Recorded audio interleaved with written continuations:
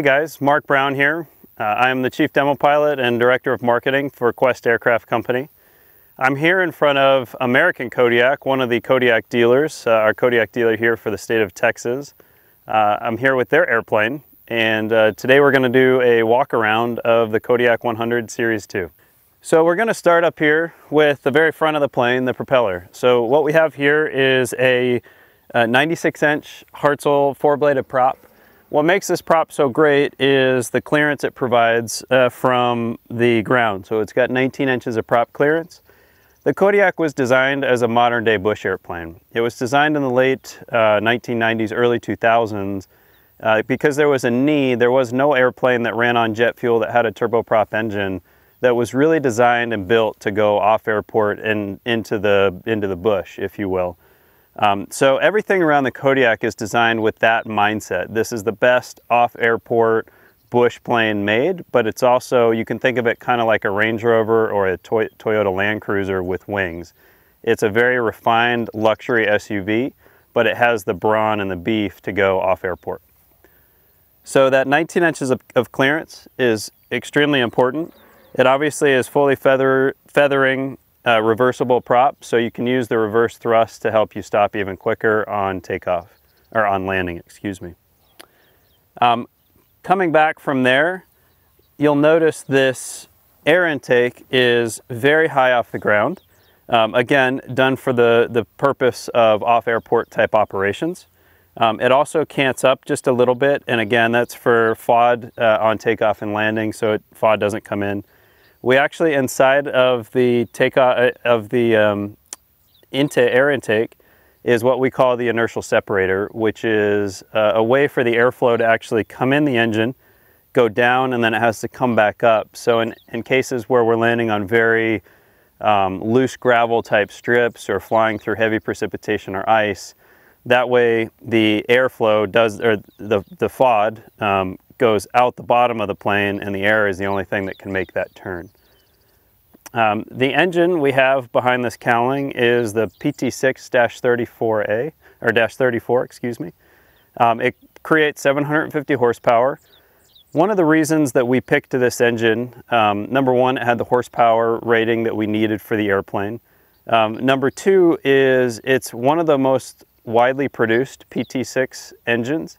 So from that standpoint, there's a whole lot of them out there flying. There's a whole lot of parts availability for them. They're very reliable. So what it allows is the cost of operations of the airplane to be significantly lower than any comparable single engine PT6. One of our first customers was humanitarian groups, and obviously they count all their pennies because they work on mostly donations. So a low cost of operations is very important for them, and of course for your average owner-operator or commercial operator that might use the Kodiak, the lower the operating costs, the higher they can their profit margin will be. Coming back from there, these are exhaust stacks built by Frakes Aviation here in Cleburne, Texas. They're designed for the Kodiak. They give it the right, they actually add a little bit of thrust to it, and they don't impede performance, so they're great stacks specific to this airplane. Moving back, we'll get to the landing gear, the nose gear. So the nose gear on the Kodiak and the landing gear in general is really quite impressive, and it's one of the things that makes the Kodiak very unique among its single-engine turboprop competitors. This has the large tire option. So both the mains and the nose wheel have the large 29-inch tires. The nose fork all the way up, if you took this cowling off, it's really impressive just how much structure and rigidity there is in the nose gear. As you can see just by looking at this torque tube and just how thick it is, it's really quite impressive.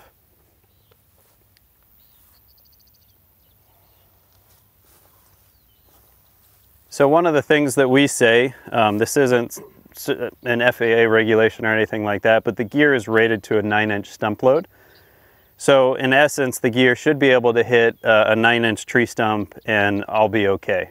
which is pretty impressive if you think of just how tall a 9-inch tree stump would be. Normally it would shear the gear off of a lot of airplanes. Moving a little bit further back, I'll open the engine cowling here so we can have a look at what's inside.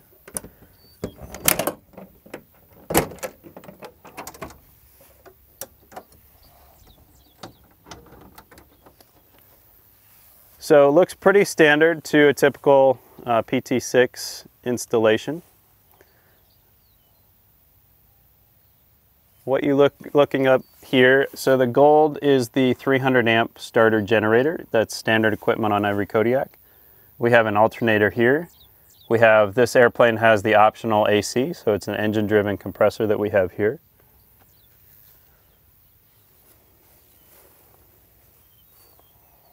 Here we have the oil cooler, so that's what this NACA duct is for. This cools the oil obviously going to and from the engine. This is our brake fluid reservoir, so it's about the only hydraulics on this plane besides the TKS anti-icing system. Close that up.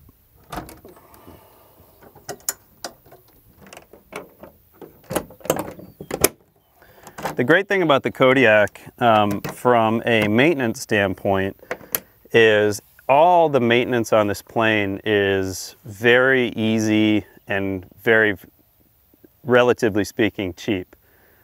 So one of the design criteria of the plane was that a lot of these humanitarian missions and operations actually have pilot mechanics flying this plane, and they're flying into the most remote regions of the world in Papua New Guinea, Indonesia, the Amazon, Africa, places like that.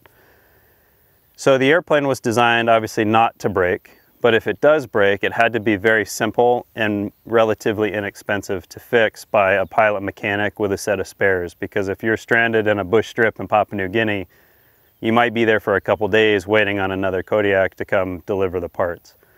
So everything is overbuilt on the plane, and the things that do tend sometimes to break, they're very easy to fix with just one person with a set of tools.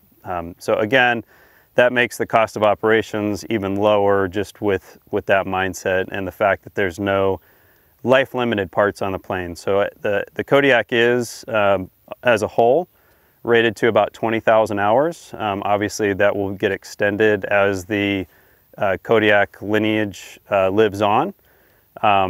But the great thing with no life-limited parts is nothing has to be torn off the plane and tested at various cycle intervals or time intervals.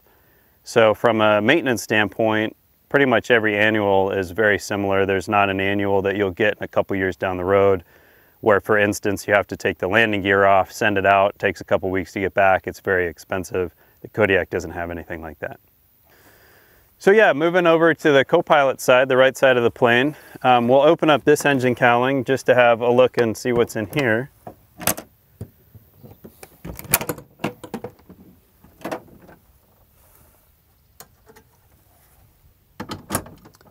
So you can see a little bit more on this side.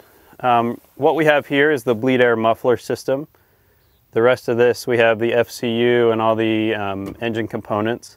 There's 2 batteries in every Kodiak.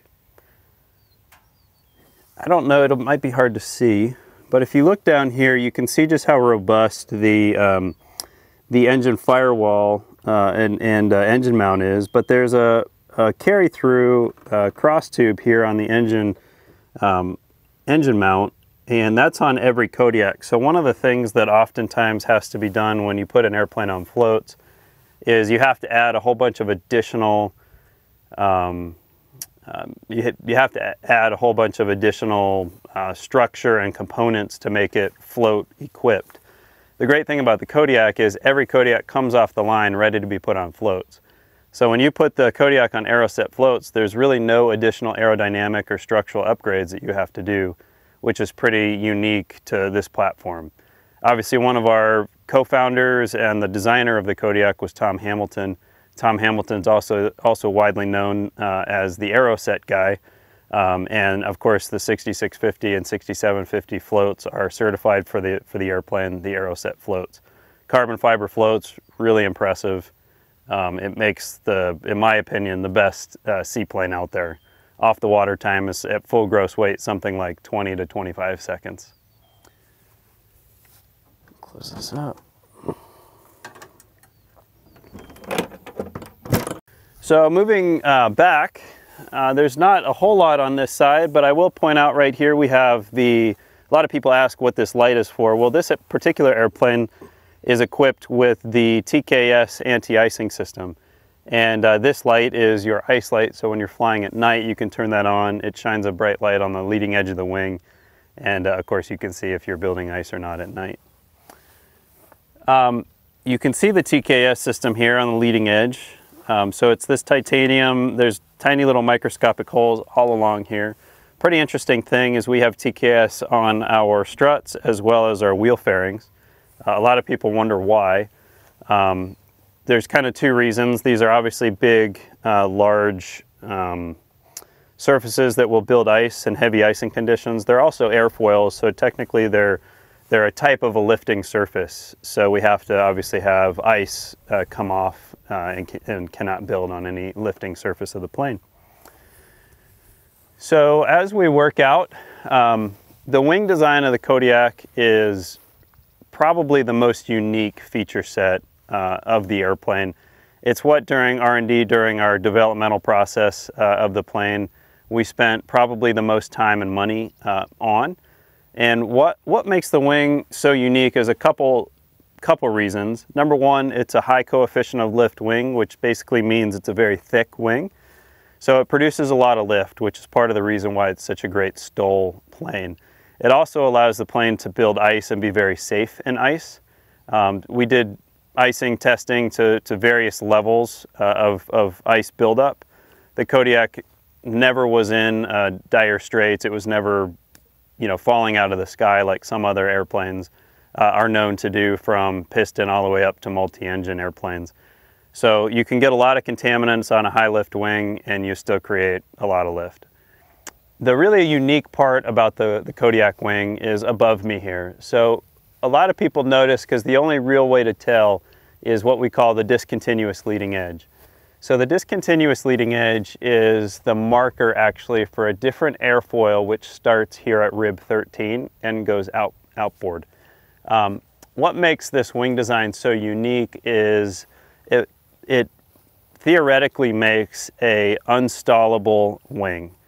So on a straight wing airplane like the Kodiak, the stall starts at the wing root, works its way out, and then eventually gets to the tip. And anybody that's ever flown an airplane or done flight training will know that when you stall an airplane, typically one wing drops before the other.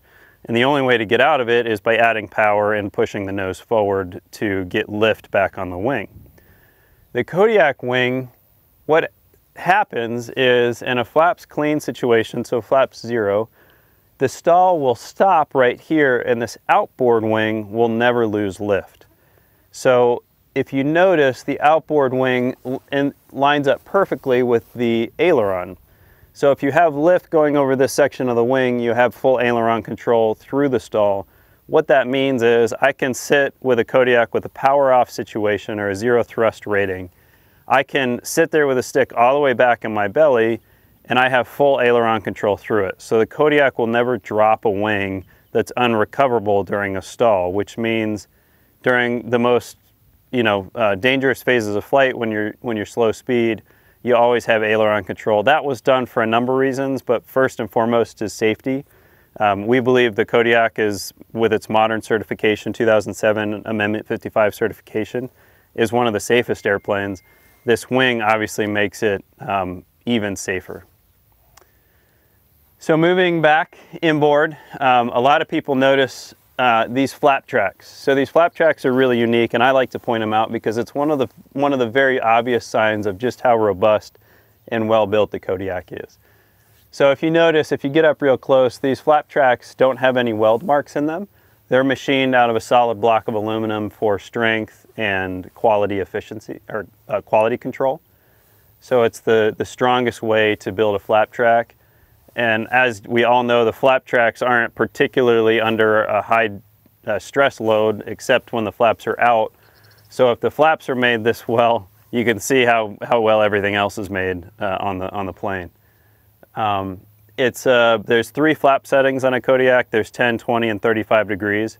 Every Kodiak takeoff is done with 20 degrees of flaps. Every Kodiak landing, well, you can do different landings, but recommended we typically land with full flaps at 35 degrees. One interesting thing that I like to point out is this is a pretty neat feature, especially for operators that are doing high load, low fuel type situations. So what this is a fuel dipstick. So I'm just going to break it free from its magnet. And as you can see here, there's different fuel levels. So if I push this up, right there, it stops. So if I look here, I have about 425 pounds of fuel in this wing.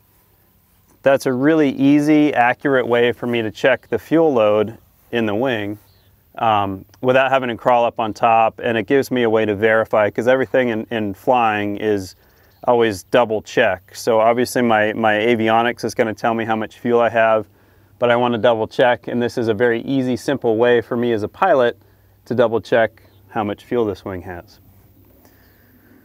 Moving down here to the landing gear, as I mentioned earlier, these are the 29-inch larger tire options.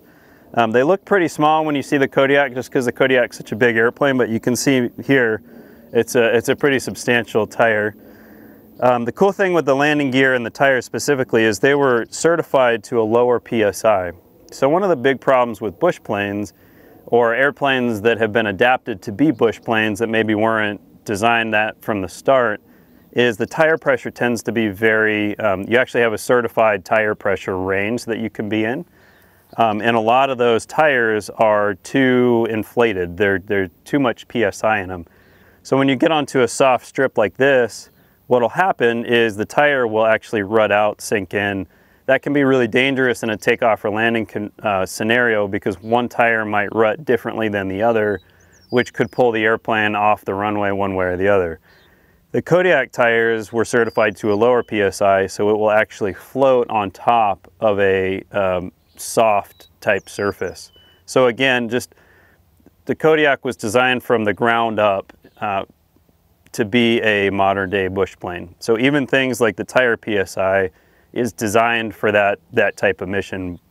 So how the Kodiak, I talk a lot about the modern day bush plane, and it's great if you're flying into Papua New Guinea or Amazon and the Amazon. But for instance, here we're in Texas tonight, and we're here at a gentleman's 600-acre ranch. He lives about an hour-and-a-half drive from DFW Airport, or one of the major, Dallas Love Field or Fort Worth Meacham. What's great about the Kodiak and how this stuff translates to your everyday, maybe high net worth purchaser is the Kodiak can be supplemental lift. So you can never fly a jet into here, but maybe a customer might have a jet flying to and from, Dallas to Los Angeles or Dallas to New York, and they still have an hour-and-a-half drive to get back to their home out here in Northeast Texas. So the Kodiak can go to Love Field and in 11 minutes pick them up and land here at their 1,000-foot airstrip outside on their 600-acre ranch. It's all done obviously in very safe, luxurious configurations with the Kodiak. So a lot of people say, well, all the bush and stole is great, but how does it benefit me as just a private pilot or owner-operator? And it has a lot of uses, and it's, a helicopter could do the same thing, but a helicopter is 3 times as expensive. So this is a more economical way to get to and from your back door without having to drive anywhere. So moving on, I wish when I told people this, the fairing wasn't here, but to continue on with the landing gear, what makes the Kodiak really specific is the wing and also the way the landing gear is designed. So if we took this fairing off, you can kind of visualize in here is a solid steel, what we call a solid steel trunnion. And you can see the rivet lines actually go up, and this is in line with the rear spar of the plane. So the wing, the strut, the landing gear is all connected, and it's all designed to be extremely robust. So there's no, you're not going to shear the landing gear off on a Kodiak. You're going to, it's always going to be there, which we believe is the safest scenario, is to always have your landing gear. You don't want one of them to, you know, after a hard landing, land and you're flying down the runway with only one wheel.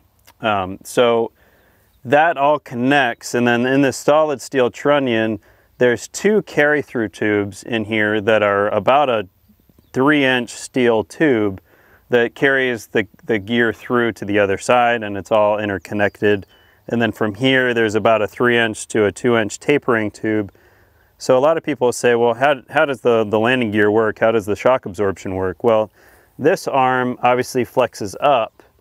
And what happens in here is when this arm flexes up, these arms flex down, and that's how you get your shock absorption in the landing gear.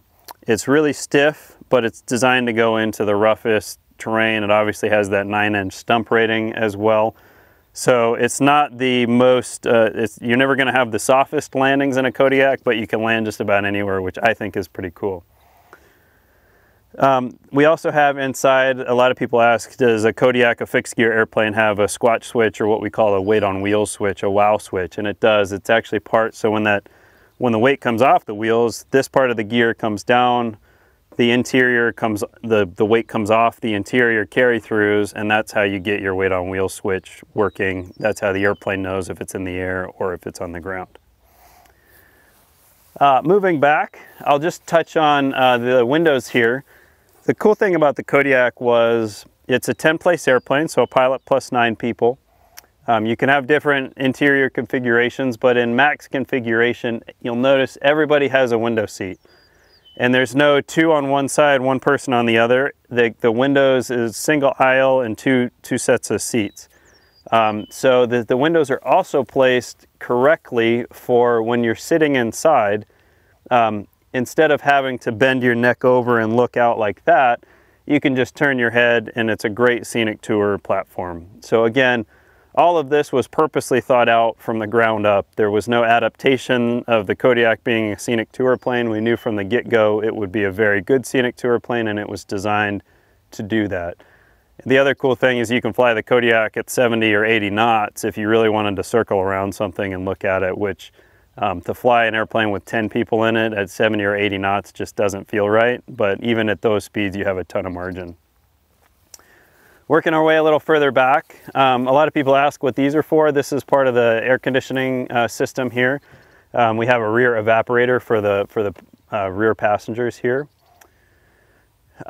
Moving up, obviously you have your new, this is a Series 2, so we have a Series 2 paint scheme on this Kodiak. The NACA duct up there on the dorsal fin, that is for fresh air intake. This is the Elt antenna, the big white antenna you see here. Moving a little bit further back, a lot of people wonder what these are for. These strakes are, you'll only see these on airplanes with a cargo pod or with floats. And basically what they do is there's a little low pressure system that's created back here in flight with the cargo pod. And these kind of reach out to grab the air. You'll see these on other airplanes, especially jets. Like if you look at a Learjet, they've got pretty big rear strakes. So they're pretty common. They just stand out a little bit more on the Kodiak.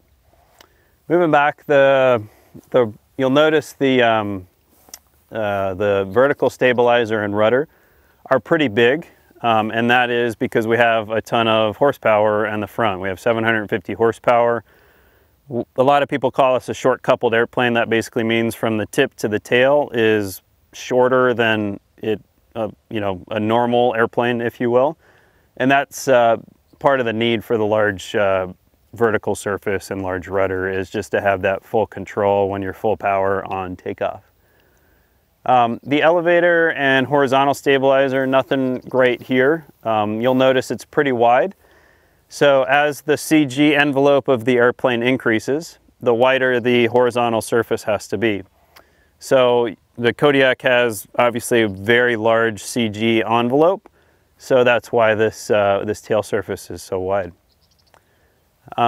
Back here, I'll make note of the trims. So the Kodiak, being a modern airplane designed in 2000 or certified in 2007, the trims, all 3 trims, aileron, elevator, and rudder trim, are all fully electric. So there's no old manual gear levers that you have to move to do the trims. It's all nice electric switches. This is the elevator trim tab right here.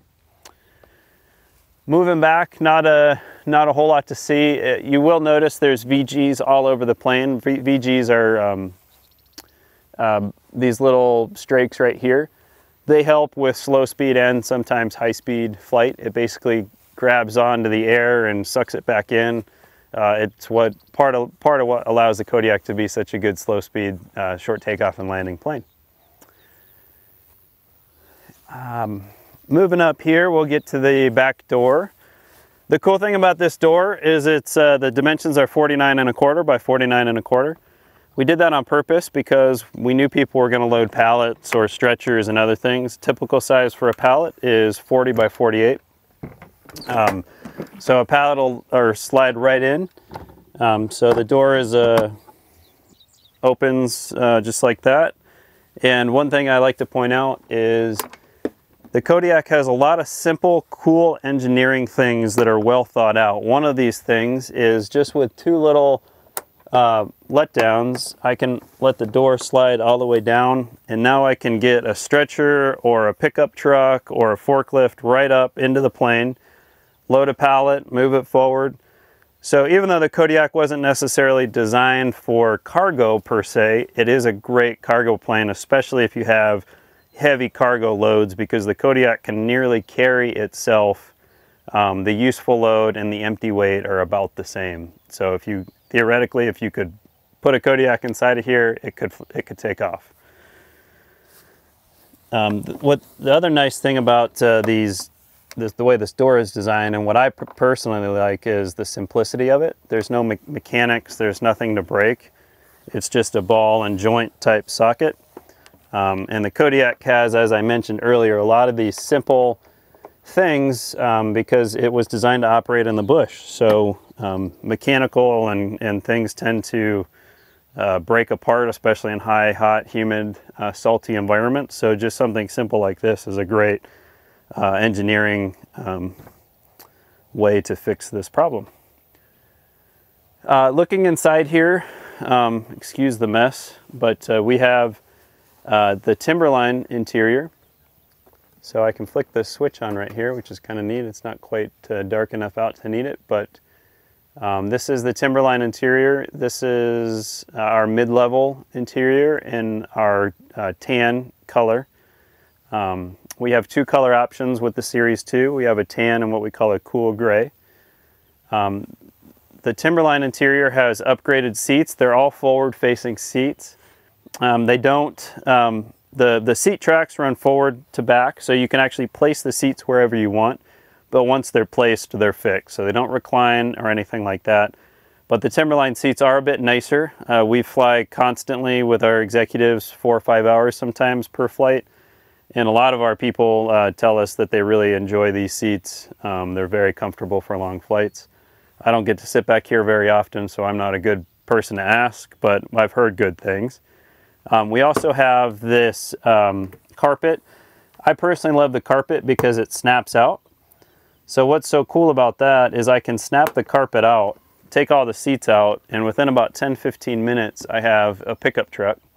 I can put it all back in 10 to 15 minutes, and now I have a pretty luxurious passenger transport. The other cool thing with these seats, and specifically our Tundra, so our lowest level interior, our commuter style interior, these seats fold up into a pancake. So when you take them out, they fold up pretty nicely, and they'll actually fit in the cargo pod. So you can take all the seats out, put them in the cargo pod, as I mentioned, take the carpet out, and now you don't even have to leave the seat somewhere. So you can take passengers one direction and take cargo, something like oil drums or cargo, back the other direction. So it's a multi-purpose workhorse that does everything pretty well. Here you can see the window placement. It's great for the seats. Every seat has a window. This airplane has the optional cargo pod option. I'll just open these right here. This is just extra storage, basically. It adds a lot of versatility to the plane because if you do fill the seats up with 10 people, this would be where you would store the luggage. So there's 3 compartments. There is a little bit of gap between each compartment, so I've seen people put fly fishing rods or skis or snowboards up on that. So they will fit. These fit golf bags really nicely. It's just all around with the cargo pod, it's a really versatile tool. And last but certainly not least is the cockpit. So the Kodiak has the Kodiak 100 Series 2 has the new G1000 NXI. I can quickly power it on. The great thing about the NXI is it is very fast to boot. It also has a ton of new features that the legacy G1000 doesn't have. But you'll notice even little refinements like the leather wrapped yoke here, that's been standard on every Kodiak from day one. So it's a pretty well refined and very safe, intuitive airplane. The G1000 also comes with the GFC 700 autopilot. So that autopilot has full go around, ESP, all the latest and greatest safety upgrades. So it really makes this a very capable all-weather airplane. So that's the Kodiak, and thanks to American Kodiak, our dealer for the South Central states, Texas, Arkansas, Louisiana, Oklahoma, Nebraska. I'm sure I'm missing some in there, but anyway, if you guys are in that territory, give American Kodiak a call. And if you have any questions, go to questaircraft.com.